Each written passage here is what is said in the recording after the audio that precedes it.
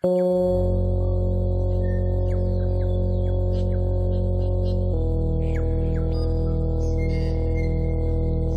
and actress Martine Baanvinger's one-woman show Solitude has been getting lots of plaudits. It's opening in Wellington next week, and it's set in the bush in the Nelson Tasman region. It tells the true life story of Annie Chaffey, who went bush with her boyfriend in 1913. It's been nominated for several awards in the Nelson Fringe Festival and won the award for Best Musical Sound. Martine Baanvinger is here now to talk about the fascinating life of Annie Chaffey. Hello. Hi, Jesse. What a great idea. I was reading a bit of Annie's story today. How did you come across her? I came across her when I attended an artist retreat in the Cop Valley, and I visited her hut, and I was just blown away by the idea that someone lived there for so long.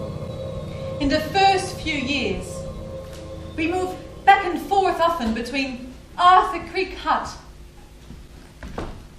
and Asbestos Cottage. Unpacking, packing, moving, unpacking, packing, moving, unpacking, packing, moving, unpacking, packing, moving, unpacking, packing, moving, unpacking, packing, moving. Unpacking. Unpacking in Asbestos Cottage. I will not leave my mountain home for the next 40 years.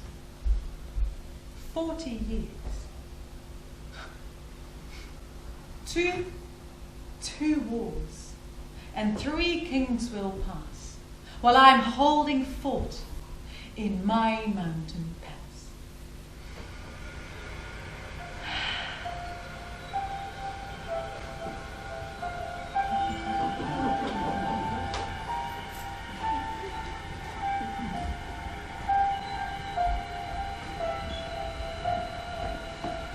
I am the queen of Asbestos Cottage. Asbestos Cottage. It was named after a nearby patch of asbestos. I think they had their eye on that, maybe selling it and making some money out of it, right? He does bring his dynamite into bed sometimes. And there's nothing I can do about it. He actually found this light green kind of rock just down here, down the cliff. He says it's called asbestos and dynamite. Yes. He says in the winter, when it gets cold, it can become unstable. So the best place to keep it is under the blanket, close to the body. It's amazing he hasn't blown us up yet. Why did Annie find herself in that part of the world and sort of escaping from society, really? She was living in Timaru at the time with her husband, Peter, and her 2 sons, and it was quite a violent relationship. My beloved husband, Peter Fox. Well, he's a pig of a husband. She must have met Henry at some point. I was in Timaru, and they must have been heavily in love. He was actually prospecting a lot in the mountain in Karangi National Park. So they must have arranged for her to come and meet him there, and then he took her up into the mountain. In the drizzle and the flashes of fog. I wonder who will come to collect me. My soul, my heart, my skin and flesh. My suitcase full of bits and booze. Secret stash. What will await me? Up high, up there. For days and months and years to come. Did I bring enough underwear? From Timaru to Wellington. Nelson and Motueka. My last ocean journey, oh so slow. Dreaming hours down to minutes, just because he told me so. Please, my darling, please come for me. After leaving my beloved sons in haste, I need you, your tall strength, to set me free of this guilt, this fear, this heavy suitcase. I am waiting. Waiting still. Waiting for my Henry. Leaving a couple of boys behind, right? Yeah, she did. And actually that was for me one of the biggest questions I had around this whole story. How can you leave your children?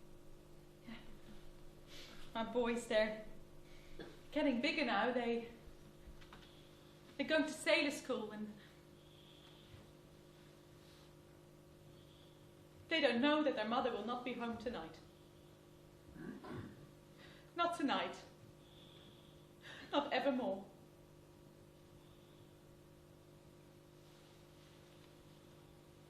I don't think I will ever see them again. So what do you try and achieve in your play, Martine? I was extremely fascinated, which is how someone can actually live there for so long in complete isolation. She was left alone quite a lot, I think, because he was prospecting a lot in the mountains. So yeah, she spent a lot of time just by herself. Being the queen of solitude means having daily everydays. Waking up in the morning with the first birds. Watching my breath above the blanket. Sitting up. Sitting up. Sitting up. Sitting up. Getting up. Waving my morning greetings at the royals. Wood stacked outside the cottage, 1, 2, 3, 4, many blocks more. Stamping my feet, warm fire. Always the fire. Billy, fire. Billy on the fire. Every day. Fire. Always the fire. Heating up. Camp oven. Scones. Bread. Every day. Growing a garden of 1,000 meters high. All right. Digging. Weeding. Watering. Jam. Jam. Jam. Lots of jam. Raspberries, yeah. Raspberries for my collecting wood in the forest. Cutting wood, splitting wood, stacking wood. Stacking wood outside the cottage. 1, 2, 3, 4, many blocks more. Fire. Always the fire. The stags are the ghosts of the forest when they are in heat. You know, the stags are saying, "Hey, baby, would you like a dynamite-free night?" I mean, what kind of deer is attracted to that? The stags are banging their antlers against the cottage wall. Bang! Bang! Bang! Yeah, I just explored those spaces, how it must have been for her to be in these long times of loneliness or solitude. Hi. Loneliness. You know, and I have to say lately, you, loneliness, had come around an awful lot for tea and scones. It's because Henry is away. He's away for almost 8 weeks now. When the roaring lion is calling my Henry, I'm dreaming hours down to minutes. I, the queen of solitude, while I become the queen of loneliness.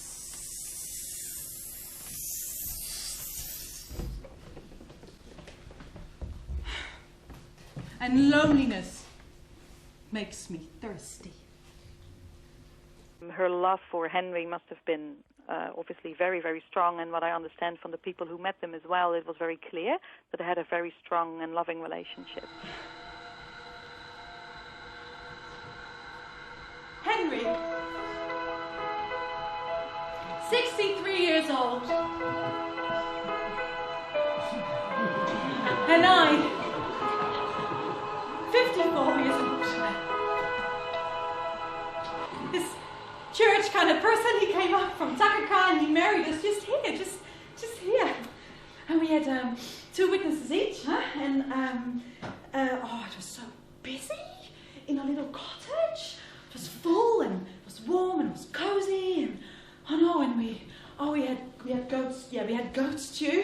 goat stew for dinner, and of course homebrew. And how about you, Martina? It must be quite an exhausting performance. Yeah, it is actually. I feel so connected to her. You're diving really deep in someone's life. So a lot of course, of the emotional filling in and interpretation is my own of how I think she must have experienced it based on some of the facts that I know about her life. He should have been back by now. I mean, he's not the youngest anymore. He's not the fastest anymore. He's 84 years old now. But something is different this time. I feel it.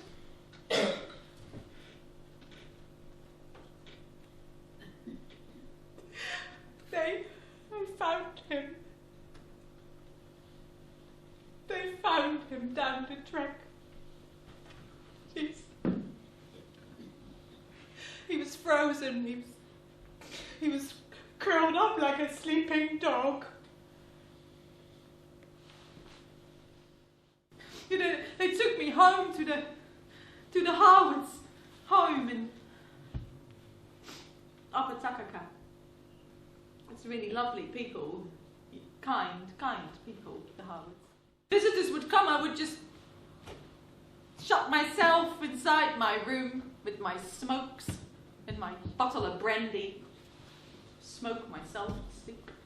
It was quite a hazard, really.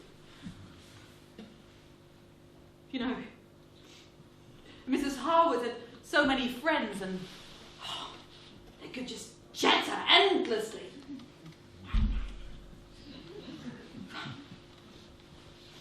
You know, sometimes I would go over to the lounge door and from behind the lounge door I would shout, "Don't you have a husband to go home to cook tea for?"